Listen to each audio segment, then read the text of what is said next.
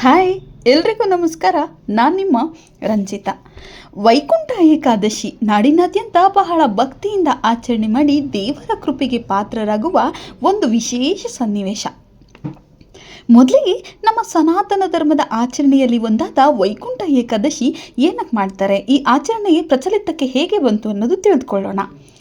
ಕಾಲಾಂತ್ಯದಲ್ಲಿ ಮಹಾವಿಷ್ಣು ವಟಪತ್ರಶಾಹಿಯಾಗಿ ಯೋಗ ನಿದ್ರೆಯಲ್ಲಿದ್ದಾಗ ಆತನ ಕಿವಿಯ ಗುಗ್ಗೆಯಿಂದ ಕರ್ಣಮಲ ಅಂದರೆ ಇಬ್ಬರು ರಾಕ್ಷಸರು ಜನಿಸ್ತಾರೆ. ಬ್ರಹ್ಮನ ಪ್ರೇರಣೆಯಿಂದ ಅವರಲ್ಲಿ ವಾಯು ಸಂಚಾರವಾಗುತ್ತದೆ. ರಾಕ್ಷಸರಾಗಿ ಬಲಶಾಲಿಗಳಾಗಿದ್ದ ಅವರು ಮಹಾಬಲರಾಗಿ ದೇವಲೋಕವನ್ನೇ ವಶಪಡಿಸಿಕೊಳ್ತಾರೆ.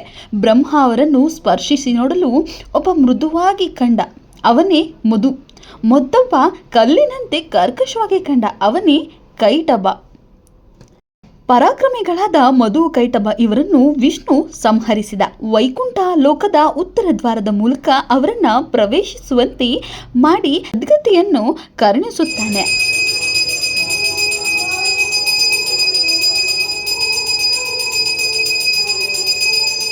ಸದ್ಗತಿಯಲ್ಲಿ ಕರುಣಿಸಿದ್ದು ಏಕಾದಶಿಯಂದು. ಈ ಕಾರಣಕ್ಕೆ ವೈಕುಂಠ ಏಕಾದಶಿ ಎಂದು ವಿಶೇಷ ದ್ವಾರವನ್ನು ನಿರ್ಮಿಸಿ ಅದರ ಮೂಲಕ ಪ್ರವೇಶಿಸಿ ದೇವರ ದರ್ಶನಕ್ಕೆ ಪಡೆಯುವ ಆಚರಣೆ ಇಂದು ಪ್ರಚಲಿತಕ್ಕೆ ಬಂದಿದೆ. ಭಕ್ತಿಪೂರ್ವಕವಾಗಿ ದೇವರಿಗೆ ಶರಣಾದರೆ ಸದ್ಗತಿ ಸಿಗುತ್ತದೆ ಎಂಬ ನಂಬಿಕೆ ಪ್ರಚಲಿತದಲ್ಲಿದೆ. ಈ ಹಿನ್ನೆಲೆ ತಾತಗುಣಿಯ ಸತ್ಯ ಆಂಜನೇಯ ದೇವಸ್ಥಾನದಲ್ಲಿ ಬಹಳ ವಿಶೇಷವಾಗಿ ವೈಕುಂಠ ಏಕಾದಶಿಯನ್ನು ಆಚರಣೆ ಮಾಡಲಾಯಿತು.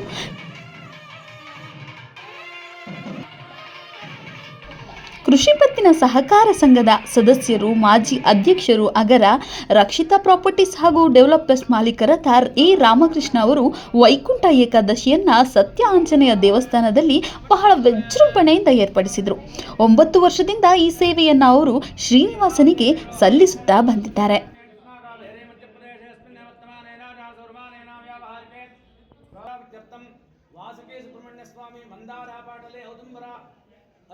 ಆಂಜನೇಯನ ಮೇಲೆ ಶ್ರೀನಿವಾಸ, ಹೂವಿನ ಅಲಂಕಾರ, ವೈಕುಂಠ ದ್ವಾರ, ತಿನ್ನಲು ಲಡ್ಡು ಮತ್ತು ಅನ್ನಪ್ರಸಾದ. ದೇವಲೋಕವೇ ಧರೆಗೆ ಇಳಿದು ಬಂದಂತಿತ್ತು. ಈ ದೃಶ್ಯಗಳನ್ನೆಲ್ಲ ಕಣ್ತುಂಬಿಕೊಳ್ಳಲು ಜನಸಾಗರವೇ ಹರಿದು ಬಂದಿತ್ತು.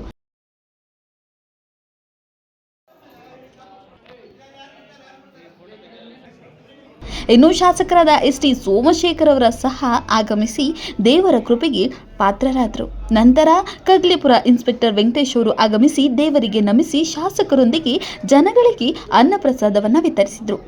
ಇನ್ನು ಪ್ರತಿ ವರ್ಷವೂ ಇದೇ ರೀತಿ ಬಹಳ ಆಕರ್ಷಣೀಯವಾಗಿ ವೈಕುಂಠ ದ್ವಾರವನ್ನು ಸತ್ಯ ಆಂಜನೇಯ ದೇವಸ್ಥಾನದಲ್ಲಿ ಏರ್ಪಡಿಸಿ ಜನಗಳಿಗೆ ದೇವರ ದರ್ಶನಕ್ಕೆ ಸುಸೂತ್ರವಾಗಿ ಯಾವುದೇ ಅಹಿತಕರ ಘಟನೆ ನಡೆಯದಂತೆ ನೋಡಿಕೊಂಡು 4,000 ಜನಕ್ಕೆ ಲಡ್ಡು ಹಾಗೂ ಅನ್ನಪ್ರಸಾದವನ್ನು ನೀಡಿ ಇನ್ನು ಮುಂದಿನ ದಿನಗಳಲ್ಲಿ ಸಾಂಸ್ಕೃತಿಕ ಕಾರ್ಯಕ್ರಮವನ್ನು ಸಹ ಹಮ್ಮಿಕೊಳ್ಳುತ್ತೇವೆ ಎಂದು ಅಪ್ಪಾಜಿ ಚಾರಿಟಬಲ್ ಟ್ರಸ್ಟ್ ಸಂಸ್ಥಾಪಕರು ಎ ರಾಮಕೃಷ್ಣ ಅವರು ಹೇಳಿದರು. ಅವರಿಗೆ ಇನ್ನು ಮುಂದಿನ ದಿನಗಳಲ್ಲಿ ಇನ್ನಷ್ಟು ಒಳ್ಳೊಳ್ಳೆ ಕಾರ್ಯಕ್ರಮಗಳನ್ನ ಮಾಡುವಂತೆ ಆಗಲಿ ಎಂದು ನಾವು ಸಹ ಕೇಳಿಕೊಳ್ಳೋಣ. ಇನ್ನು ಈ ಬಗ್ಗೆ ಶಾಸಕರಾದ ಎಸ್.ಟಿ. ಸೋಮಶೇಖರ್ ಅವರು ಏನು ಹೇಳಿದ್ದಾರೆ ನೀವೇ ಕೇಳಿ.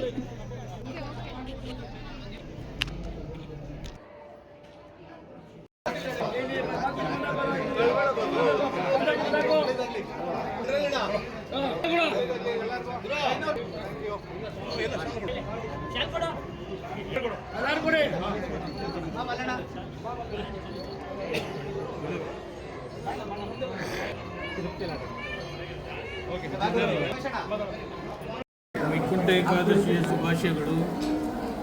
ಪ್ರತಿ ವರ್ಷ ಆಂಜನೇಯ ಸ್ವಾಮಿ ದೇವಸ್ಥಾನದಲ್ಲಿ ಪೂಜೆ, ಪುರಸ್ಕಾರ ಮತ್ತು ಊಟದ ವ್ಯವಸ್ಥೆಯನ್ನು ಈ ಭಾಗದ ಎಲ್ಲ ಮುಖಂಡರುಗಳು ಪ್ರತಿ ವರ್ಷವೂ ಮಾಡ್ತಾಯಿದ್ದಾರೆ.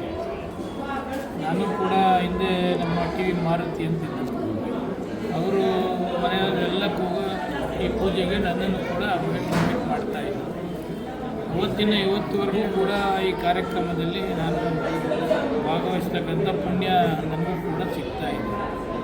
ಊಟದ ವ್ಯವಸ್ಥೆ, ದೇವರ ದರ್ಶನ ಎಲ್ಲ ನಮ್ಮ ರಾಮಕೃಷ್ಣ ಟೀಮ್ ಮಾಡ್ತಾಯಿದ್ದಾರೆ. ನಾವು ಬಂದು ಹೋಗಿ ದರ್ಶನ ಮಾಡ್ತಕ್ಕಂಥದ್ದು ಅಷ್ಟೇ.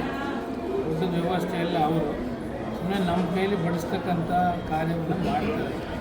ಎಲ್ಲರೂ ಸುಮಾರು ವರ್ಷದಿಂದ ಈ ಕಾರ್ಯಕ್ರಮವನ್ನು ಭಾಳ ಅದ್ದೂರಿಯಾಗಿ ಭಾಳ ಕಮಿಟ್ಮೆಂಟಿಂದ ಈ ದೇವ್ರ ಕಾರ್ಯಕ್ರಮವನ್ನು ಮಾಡ್ತಾರೆ.